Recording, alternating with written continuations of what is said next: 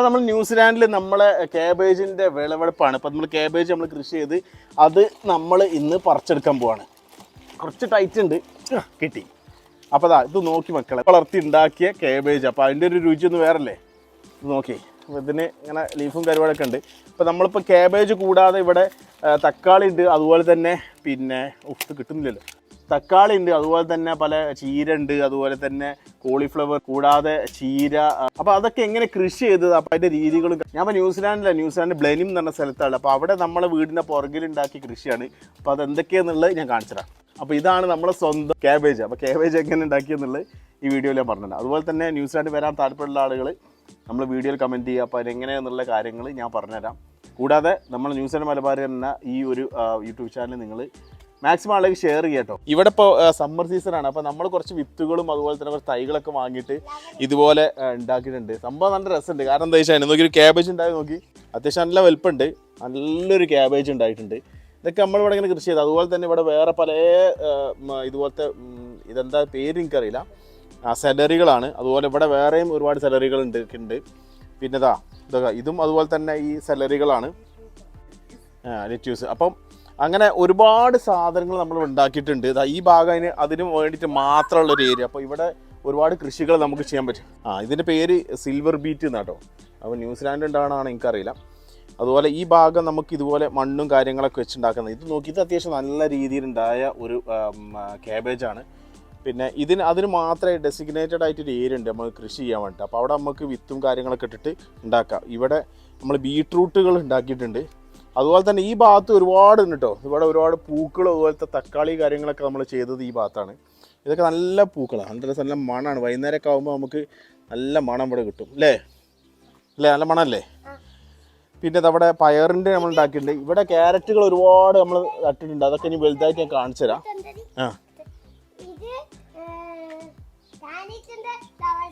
തേനീച്ചൻ്റെ ഫ്ലവേഴ്സാണ്.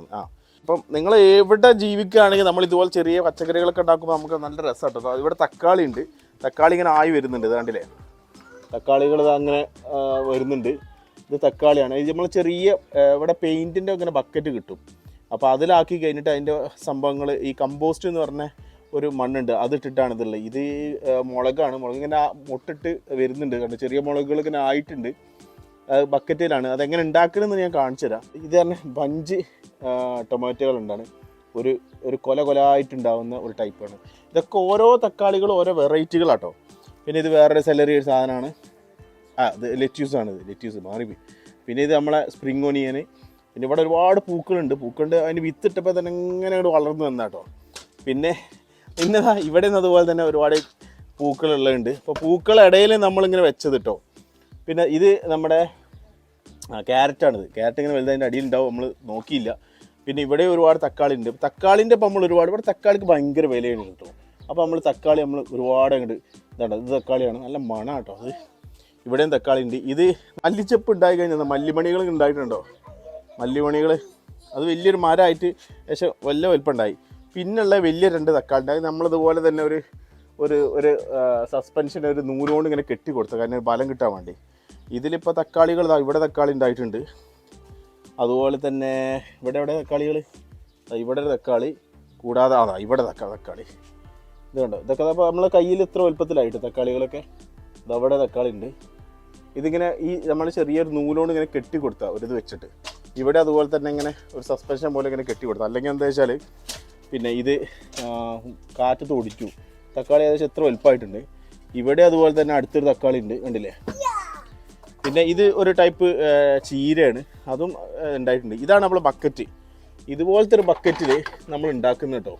അങ്ങനെ ഇതൊരു പെയിൻറ്റിൻ്റെ ബക്കറ്റാണ്. ഇത് നമുക്കിവിടെ $1, അതായത് 2 ദിറംസ് 50 രൂപ കൊടുക്കണം ഇതുപോലത്തെ ഒരു ബക്കറ്റ്. ആ ബക്കറ്റിൽ നമ്മളെന്താ ചെയ്യണമെന്ന് വെച്ചാൽ കമ്പോസ്റ്റ് എന്ന് പറഞ്ഞാൽ ഇതുപോലത്തെ വാങ്ങും കിട്ടും. ഇതിന് $8 കൊടുത്തു കഴിഞ്ഞാൽ ഇതുപോലത്തെ ഏകദേശം ഇതൊരു 30 ലിറ്ററിൻ്റെ വലിയൊരു ഇതാണ്. ഒരു കമ്പോസ്റ്റ് ഒരു മണ്ണാണ്. ആ മണ്ണ് ഇതുപോലെ പോട്ടിലാക്കിയിട്ടാണ് അങ്ങനെ ഉണ്ടാക്കുന്നത്. ഇത് നമ്മൾ കറിവേപ്പിലൊക്കെ ഭയങ്കര പൈസ കേട്ടോ. അപ്പോൾ നമ്മൾ കറിവേപ്പിലിൻ്റെ ഒരു തണ്ട് വാങ്ങി, തണ്ടല്ല ചെറിയൊരു മരം, അപ്പോൾ അതിങ്ങനെ ഉണ്ടായി വരുന്നുണ്ട്. അവിടെ ഫ്ലവർ ഉണ്ട്. ഓക്കെ. ഇതിങ്ങനെ ഇപ്പം ഉണ്ടായി വരുന്നുണ്ട്. അപ്പോൾ അതാ ഈ കമ്പോസ്റ്റും ഇതുപോലെ ഇത് വെച്ചിട്ടാണ്. പിന്നെ വേറെ ഒന്ന് പറഞ്ഞാൽ ഇതുപോലത്തെ പല പാത്രങ്ങളുണ്ട്. ഇത് ഇൻഡോറൊക്കെ ഇതുപോലെ വെക്കാൻ വേണ്ടിയിട്ടുള്ളതാണ്. നമ്മൾ വാങ്ങിയത്. അപ്പോൾ ഈ ഭാഗം മൊത്തം ഇതുപോലത്തെ ഒരു ഏരിയ ഉണ്ട് നമുക്ക് വീടിൻ്റെ സൈഡിൽ. അപ്പോൾ നമ്മൾ വീട് മാറിയിട്ടുണ്ട്. അപ്പോൾ അങ്ങനെ നമുക്ക് കൃഷി ചെയ്യാമെന്ന് വിചാരിച്ചിട്ട് ഇപ്പോൾ ഇവിടെ 1 2 3 ഒരുപാട് 4 5 8ഓളം ഇതുണ്ട് ബക്കറ്റ്. അതിലൊക്കെ നമ്മൾ കൃഷി ചെയ്യുന്നുണ്ട്. സംഭവം രസമാണ്. അപ്പോൾ ഈ ഒരു ഏരിയ ഭയങ്കര ഒരു ഹരമുള്ള രസം കേട്ടോ.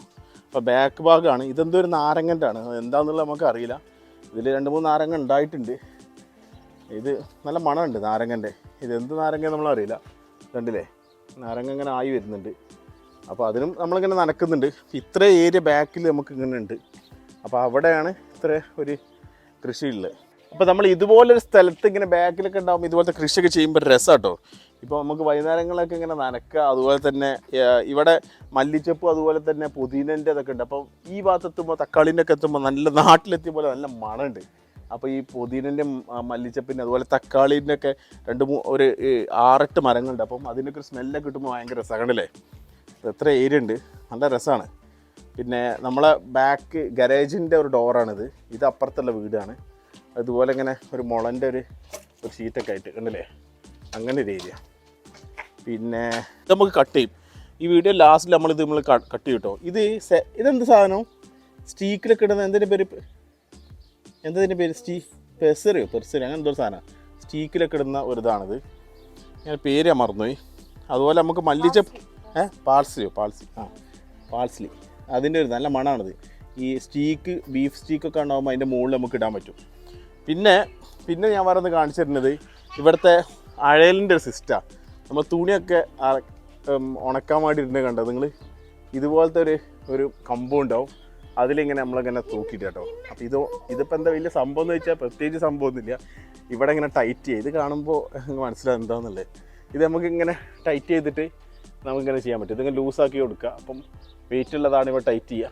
അതിനുള്ള ഒരു സിസ്റ്റം ഇവിടെ ഉണ്ട്. അങ്ങനെയാണ് ഇത് കാണുന്നത് ഇതിന് മുകളിൽ.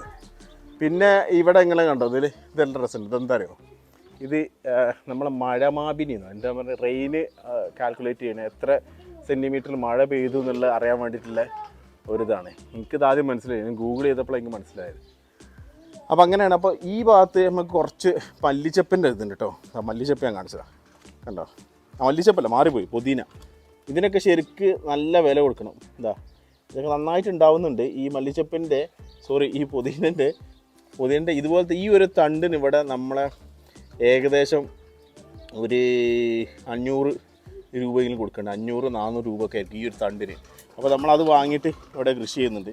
ഇവിടെയും കണ്ടില്ലേ. പിന്നെ ഇത് ഒരു 2 3 റോസിൻ്റെ സംഭവങ്ങൾ. ഇനി ഇവിടെ നമ്മൾ കുറച്ചുണ്ട്. ഇനി അടുത്ത വീഡിയോ ഞാൻ കാണിച്ചത്. ഇവിടെ നമ്മൾ ഫുള്ള് കൃഷിൻ്റെ ഒരു സ്ഥലമാണ്. അപ്പോൾ അവിടെ നമ്മൾ കൃഷികളും കാര്യങ്ങളൊക്കെ നമ്മൾ ചെയ്യും. ഇത്രയും ഭാഗങ്ങൾ നമുക്ക് കൃഷി ചെയ്യാൻ പറ്റുന്ന സ്ഥലമാണ്, കാരണം മണ്ണുള്ള ഭാഗം. അപ്പോൾ നമുക്ക് വീടെടുക്കുമ്പോൾ മണ്ണുള്ള ഭാഗമുണ്ട്, അതുപോലെ ഇതിങ്ങനെ സ്റ്റോൺ പാകിയതുണ്ട്. അപ്പോൾ അത് നോക്കിയിട്ട് നമുക്ക് ചെയ്യാൻ പറ്റുള്ളൂ.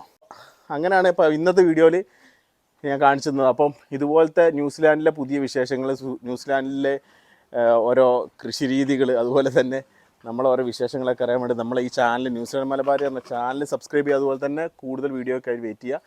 അപ്പോൾ മാക്സിമം ആളിലേക്ക് ഷെയർ ചെയ്യട്ടോ. എന്നാൽ ശരി, ബൈ.